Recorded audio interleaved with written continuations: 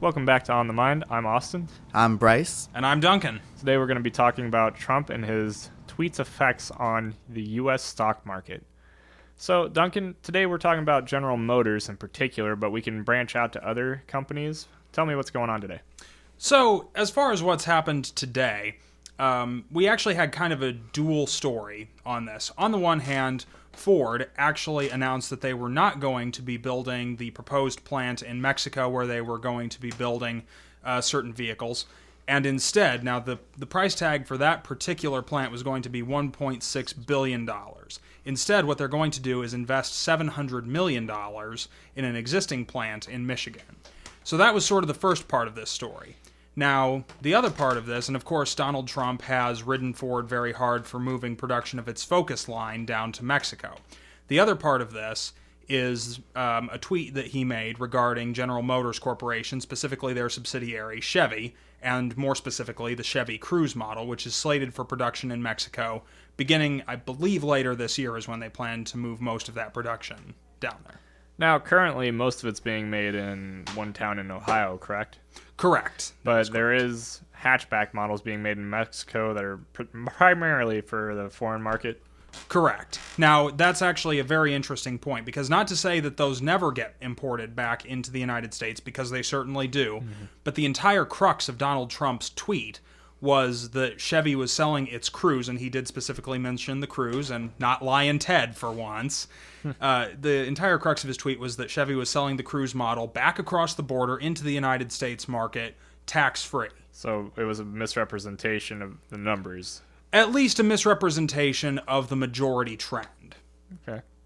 Got anything, Bryce? Yeah, I'd say it's worth mentioning, as somebody who supports the Green Party, that Ford's investment of the $700 million into their own plant is specifically for electric motors and electric models, which is awesome. But as far as the Trump tweet thing goes, can we call it Trump Tweetgate? That doesn't really have much of a ring to it. Oh, okay. Sorry. He's, I don't think we've really gotten into the effects of what this has done yet, but the things he says and does have had an effect on pretty much all of America thus far, looking at all of the violence and such, in which case he would blame Hillary Clinton sending, what's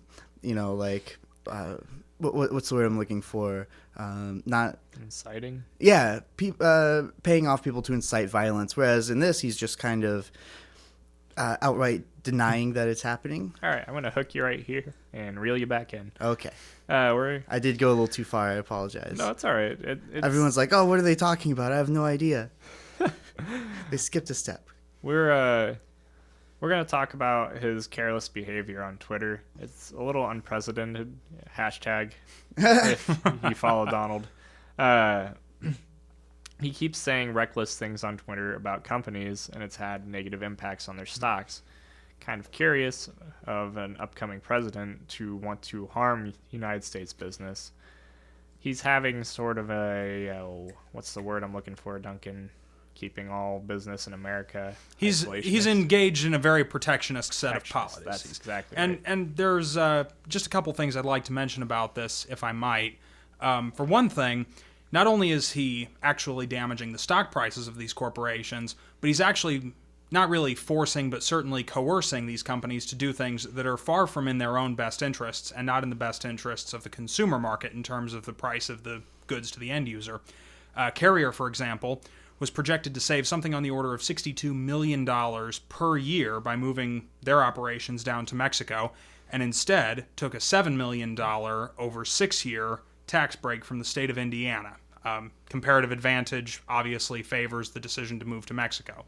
Similarly, even if we were to look at $1.6 billion invested in Mexico versus $1.6 billion invested in Michigan, what we'd have to recognize about that is purchasing power parity. In other words, the cost of the labor to build and outfit the plant, the cost of the labor to man it, the cost of the raw materials, etc. And a lot of people will say that, since they're adding to an existing facility, that does have certain cost savings effects, and that's very true. But you just don't get the same amount of return, especially when you factor in the vastly increased labor costs in Michigan.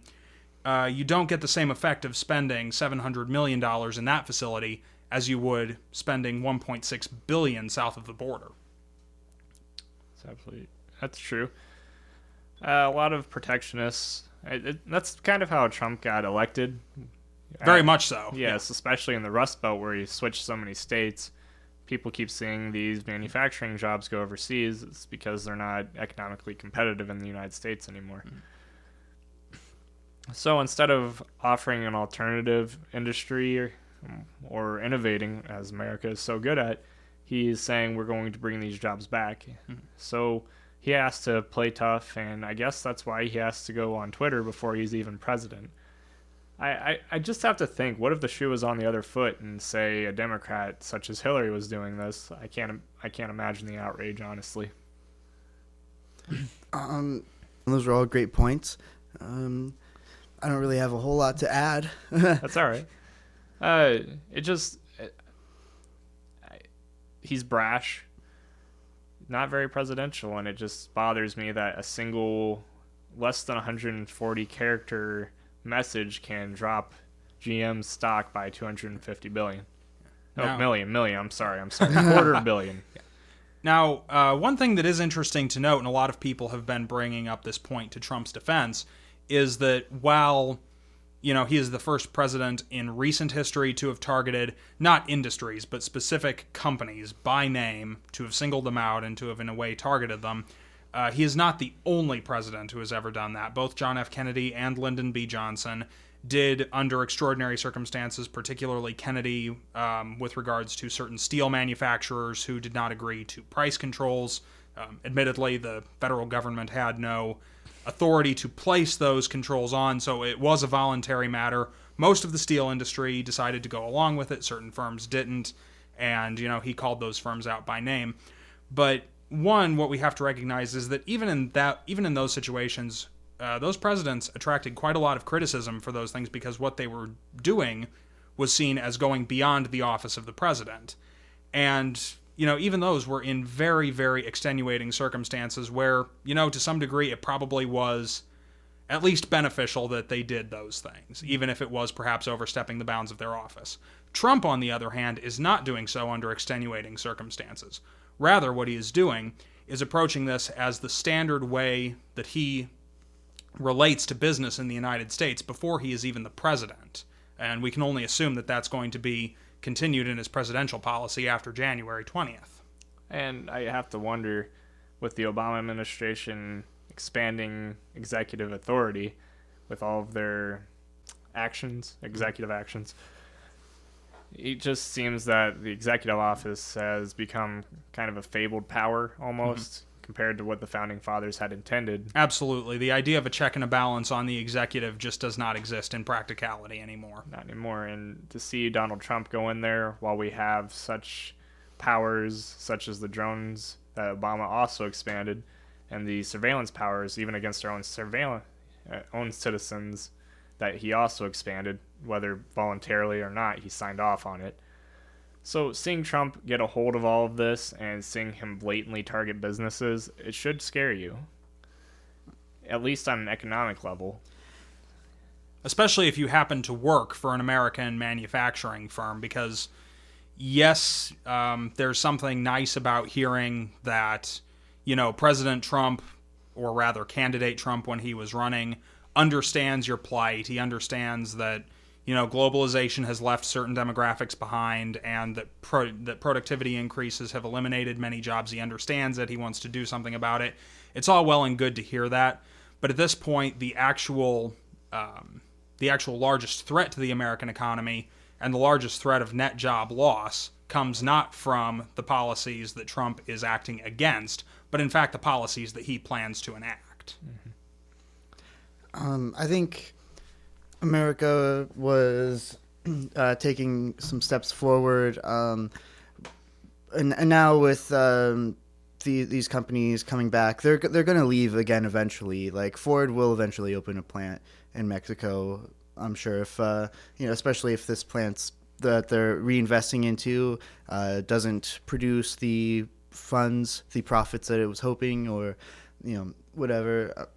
what I'm saying is, like, all Trump's doing is delaying the inevitable. Right, and you just got to look at the future here, because that's when it gets tricky. On the one hand, they almost certainly will repeal Obamacare. It's at this point, it seems inevitable as well. At least very large sections of it. It may continue to exist as just an expansion of Medicare and Medicaid, but in terms of its unique characteristics, I think it's very unlikely that will survive the Trump administration. It certainly was unique. I believe that the free market element will definitely come back, at least in some capacity. Fingers crossed, Duncan says. But we'll see, because Trump also has tweeted out that he would like to keep the parts that were working, even though those were the most costly parts, I'm sure. So you look at that, you look at him being protectionist on the manufacturing front, it just seems to go against American innovation. We're supposed to deal with these as they come. And what I see is once he leaves office, we're going to have a rubber band effect in an awful direction, because he's creating a bubble right here, right now, by keeping these jobs and forcing them here. And once they feel that they can leave, they're all going to leave. And it's going to create a vacuum. And what's more is that it's not simply a matter of the jobs simply going away. A lot of the Trump policy at this point is geared toward tying up capital in investment in jobs that are fundamentally outdated. And for this, manufacturing is a good example. But let's turn to the most obvious and really most erroneous example from the Trump perspective, which is coal. Coal has not been, thermal coal, I'm not speaking of metallurgical coal, but thermal coal has not been an effective fuel source for many and many a year. In fact, last year, supply decreased by 9% in terms of the amount that American coal mines were producing, while demand slipped 13%. So we were even producing, even though we were producing a much lower amount, we were still supplying a surplus relative to the amount of demand that was still in the marketplace. So Trump's idea that we're going to get back on coal, that coal is going to be the great energy fuel of the future, is just nonsense, because, take away the environmental stuff, which is very important about coal, take away the transportation issues, and just look at coal chemically in terms of its efficiency as a heat source, and it just isn't that great. I have to say, Duncan, before Bryce jumps in here, I'm glad that you brought in the environmental aspect and said it was important. Right, I'm just saying, even take that away, and coal is still not viable. We're going to give you a smiley sticker for that one. Hey guys, didn't you know there's such a thing as clean coal? Oh, Donald Trump that's said so. right. Okay, compared to other forms of coal, there certainly is. Yeah, I mean, there's lower sulfur content fuel, or coal, but cleaner coal, let's say that. All right. Like cleaner garbage, or sorry, let me think here. We can't go with what we're all thinking, because it is not suitable for young children or the elderly. There we go. I'm happy we're all on the same page here. I almost said it, and then he stopped me. Good job. It's just a worrying trend, I guess, that Trump's already abusing power he doesn't even have yet, and power that he shouldn't probably be even allowed to have, even if he wasn't elected. What I'm trying to say is the executive office has grown past its original intent, and constitutionalists, people that stick directly to it, and have been raging against Obama for years for going too far, are probably going to stay silent when Trump does go too far. I hope not. I see Rand Paul as my champion for this. I'm hoping that he will continue his crusade for the Constitution. I hope he hears that, because I'm sure that would make him happy. Go Rand! Rand Paul's crusade for the Constitution. Constitutional crusade. We'll find a better name later. Now, one thing that is sort of important to note is that even though that's very true that the executive has assumed authorities that it probably just should not have, certainly constitutionally, Congress and the Supreme Court, they have got an excellent opportunity in Donald Trump to reverse that trend. I mean, Donald Trump is going to do, in fact, on the first day, if he follows through with his plan to, by executive order, implement tariffs on China and Mexico unilaterally, then that has never been done before. And by the Trade Act of 1974, it's very unclear whether that is legal or not. But since it's never been done, a case has never reached the Supreme Court, and so it has never been heard before the Supreme Court.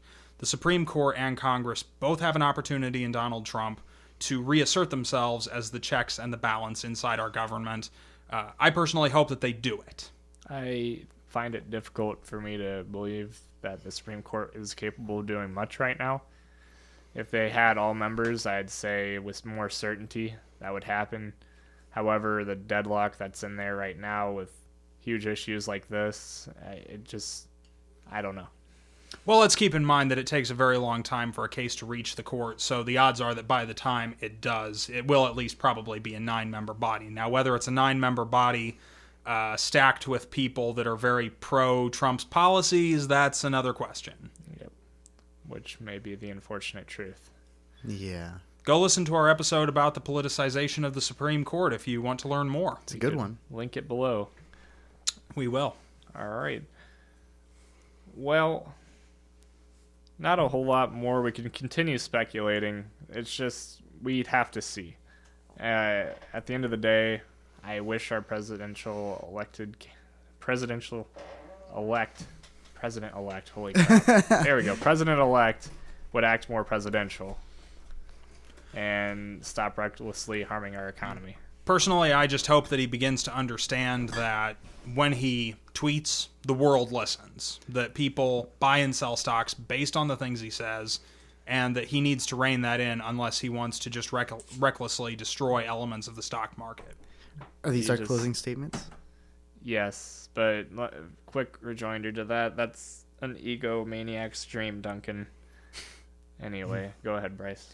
Okay, so I've been seeing on Facebook a lot this picture of President Obama and talking about the class that he and his family have brought to the White House, and then it would have a caption saying "Proud of my president, not proud of his policies."